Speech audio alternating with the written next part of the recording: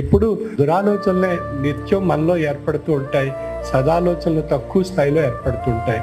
ఇందువల్ల దురాలోచన అనేటువంటిది ఒక ఆశాజనకంగా కనిపిస్తుంది, అందంగా కనిపిస్తుంది, ఎన్నో రకాలైనటువంటి లాభాలు సమకూర్చేటువంటి విషయంగా మన ఆహ్లాదపరుస్తూ ఉంటుంది దురాలోచన.